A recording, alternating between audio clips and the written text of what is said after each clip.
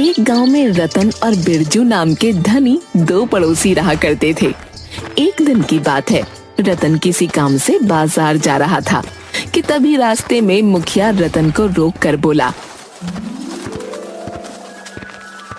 क्या हालचाल है रतन? आजकल बाजार में बहुत कम दिखाई देते हो। ईश्वर की कृपा है मुखिया जी, काम से फुर्सत ही नहीं मिलती, इसीलिए बाजार आने का समय बहुत कम मिलता है। दरअसल मैं तुम्हारे ही घर पर आ रहा था। अच्छा हुआ तुम मुझे बाजार में ही मिल गए। अब तो आपको मेरे घर पर आना ही पड़ेगा मुखिया जी, काफी दिन हो गए आपको मेरी पत्नी के हाथ का चाय पिए हुए। किसी दिन जरूर आऊंगा। अभी मुझे तुमसे एक जरूरी काम था। हाँ हाँ बोलिए मुखिया जी, क्या काम था? रतन, हमारे गांव में कोई अस्पताल नहीं है और इसलिए हम सब गांव वाले आपस में मिलकर के एक अस्पताल बनवाने जा रहे हैं। ये तो बहुत शुभ काम है मुखिया जी, बताइए मैं इसमें आपकी क्या सहायता कर सकता हूँ?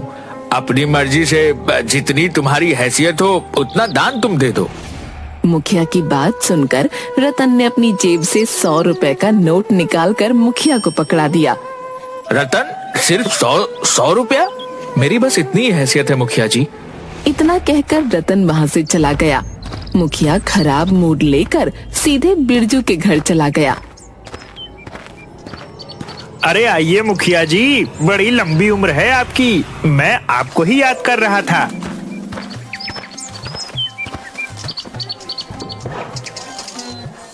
कैसे हो बिरजू? सब कुछ कुशल मंगल तो है ना? ईश्वर की कृपा है मुखिया जी, सब कुछ सही है। और सुनाइए, कैसे आना हुआ? अरे तुमने तो सुना ही होगा कि गांव में एक अस्पताल बन रहा है। हाँ मैंने सुना है और मुझे यह भी पता है कि सभी गांव वाले आपस में मिलकर चंदा दे रहे हैं, इसलिए आपके आने से पहले ही मैंने 10 लाख रुपए का चेक आपके नाम का काट रखा है। क्या बात है बिरजू, मुझे तुमसे यही उम्मीद थी, लेकिन तुमने चेक मेरे नाम क्यों काटा? हॉस्पिटल के नाम ही चेक काट देते। आप हमारे गांव के मुखिया हैं, मुझे आप पर पूरा भरोसा है। एक तुम हो और एक वो तुम्हारा पड़ोसी रतन है। जानते हो उसने अस्पताल को कितना दान दिया है? सिर्फ 100 रुपए। मेरी समझ में नहीं आता कि इतना धन का आखिर वह करेगा क्या। उसने तो कंजूसी की हद ही कर दी। इतना बोलकर मुखिया वहाँ से चला गया। कुछ देर बाद बिरजू संपत के साथ अपने खेत में चला गया। संपत बिरजू से बोला, इस गांव में सबसे ज्यादा दान हॉस्पिटल को आपने दिया है, अब तो हॉस्पिटल का उद्घाटन आपके ही हाथ होगा।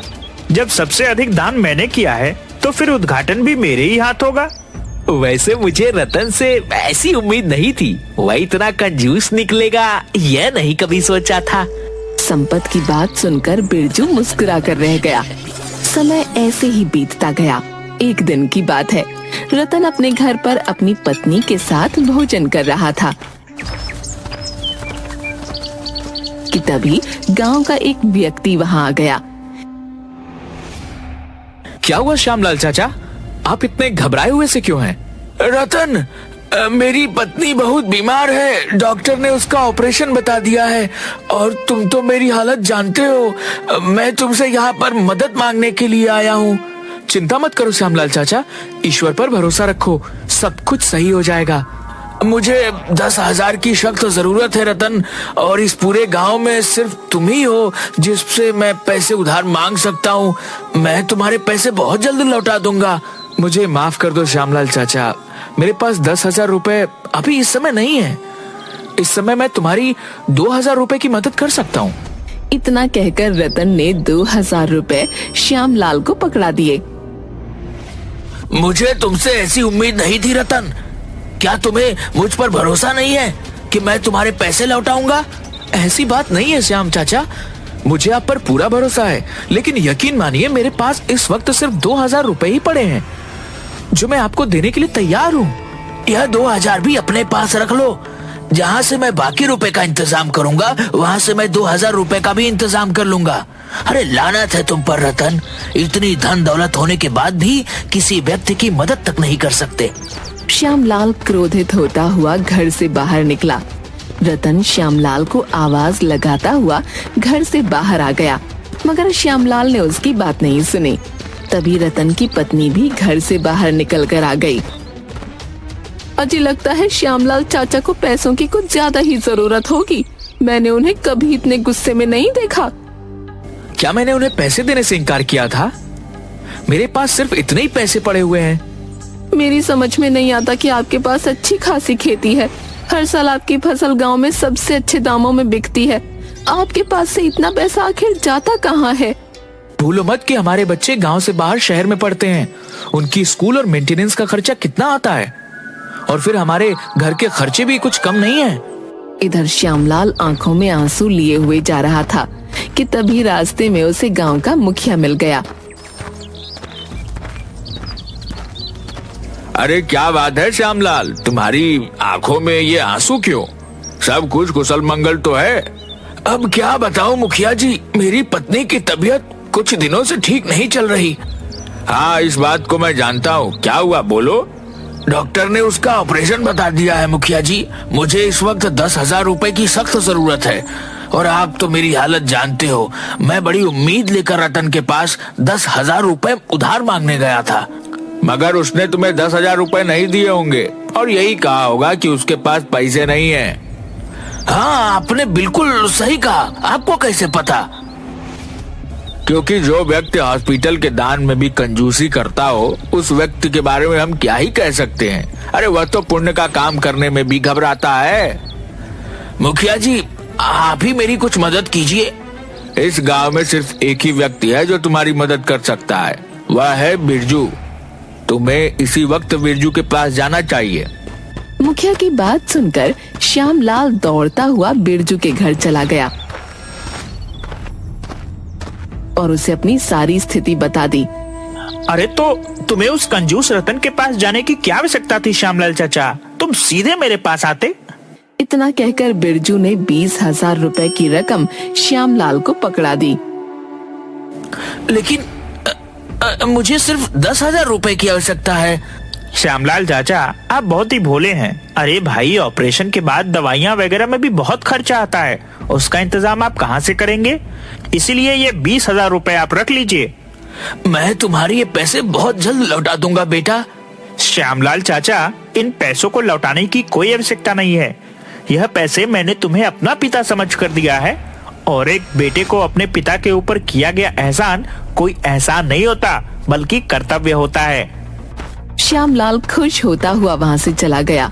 इतना बोलपत अपने गोदाम में आ गया कि तभी वहाँ पर संपत दौड़ता हुआ आया।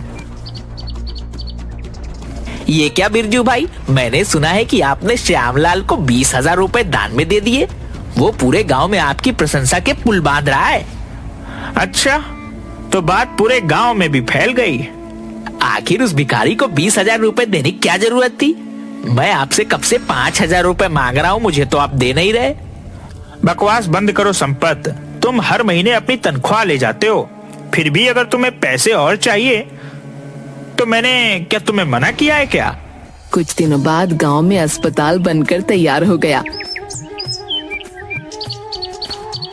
मुखिया ने अस्पताल का उद्घाटन करने के लिए बिरजू को ही बुलवाया था। सारे गांव वाले अस्पताल के सामने एकत्रित थे। तभी बिरजू की नजर रतन पर पड़ी। अरे रतन, तुम भी अस्पताल को देखने के लिए आए हो? यूं भीड़ में क्यों खड़े हो? रतन भीड़ से निकलकर बिरजू के सामने आकर खड़ा हो गया। रतन, तुम यहाँ क्यों आ गए? कभी तुम्हें ऐसा तो नहीं लग रहा कि हमारा अस्पताल का उद्घाटन तुम्हारे ही हाथों करवाने का इरादा है? नहीं मुखिया जी, मुझे उद्घाटन करने का कोई शौक भी नहीं है। मैं तो बस ये चाहता हूँ कि गांव में अस्पताल जल्दी शुरू हो जाए, ताकि गांव वालों को परेशानी ना हो। हाँ हाँ, पता है, इसीलिए तुमने चंदे में केवल 100 रुपए दिए थे। मुखिया जी, ये बताइए कि अब क्या देरी है? अरे बस डॉक्टरों की टीम यहाँ पर पहुँचने वाली होगी। मुखिया ने इतना कहा ही था कि तभी डॉक्टरों की टीम वहां पहुंच गई।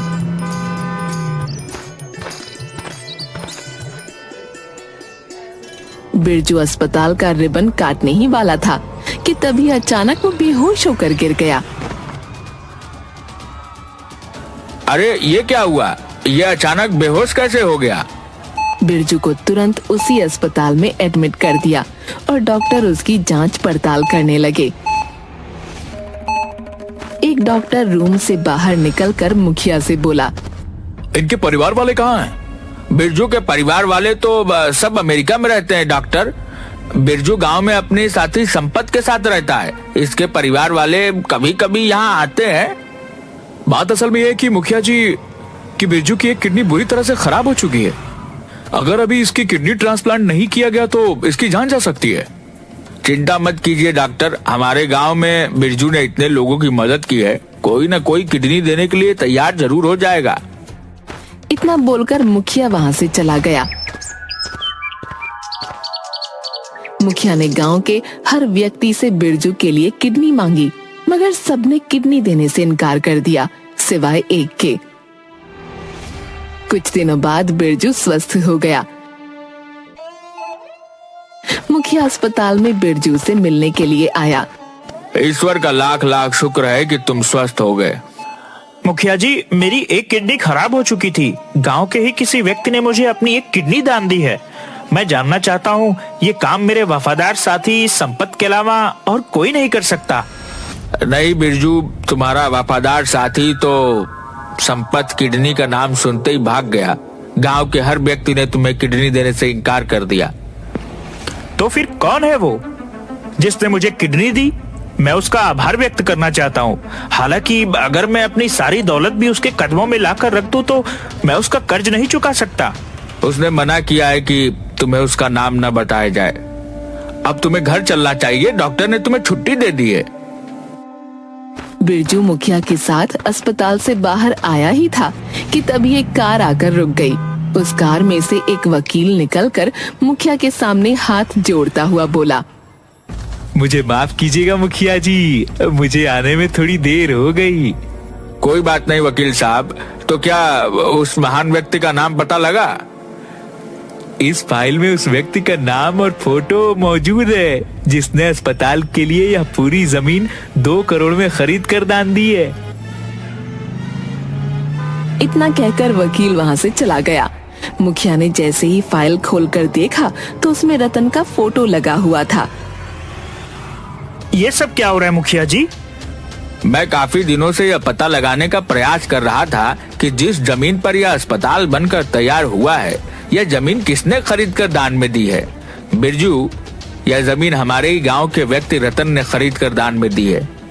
जिसे सारा गांव कंजूस के नाम से बुलाता है, मुझे तो विश्वास नहीं हो रहा कि कहीं ये रतन की कोई चाल तो नहीं।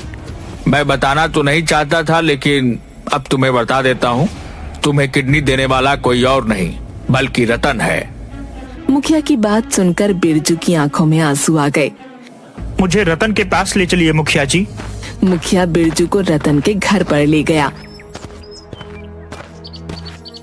बिरजू हाथ जोड़ता हुआ रतन से बोला, मुझे माफ कर दो, मैंने तुम्हें कितना गलत समझा। तुमने आखिर बताया क्यों नहीं? तुमने अस्पताल के लिए 2 करोड़ की जमीन खरीद कर दान दी है, और ये जानने के बावजूद मैं कितना गलत हूँ। तुमने मेरा जीवन बचाने के लिए अपनी किडनी तक दान कर दी।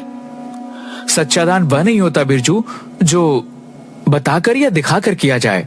सच्चा दान वह होता है जो छुपा कर किया जाए। सच्चा दान वह होता है जिससे किसी का जीवन सफल हो सके। मैं कितना गलत हूँ मुखिया जी। मैं अब तक लोगों को धोखा देता आया हूँ। मैंने अस्पताल में दान भी दिखावे के लिए किया था। सच यह है कि मैं 2 नंबर का काम भी करता था। मैं अपने आप को कानून के हवाले कर दूंगा और अपने पापों का प्रायश्चित करूंगा। अपने पापों के प्रायश्चित करने के लिए तुम्हारा जेल जाना जरूरी नहीं बिरजू। तुम अभी और इसी वक्त अपने सारे बुरे धंधे बंद कर दो और अपने बुरे धंधे से कमाई हुई सारी दौलत गरीबों को दान कर दो। फिर देखो तुम्हें तुम्हारे मन को कितनी शांति मिलती है। रतन की बात सुनकर बिरजू मुस्कुरा दिया और बिरजू ने ठीक वैसा ही किया। उसने अपने बुरे कर्मों से कमाई की सारी दौलत गरीबों में दान कर दी।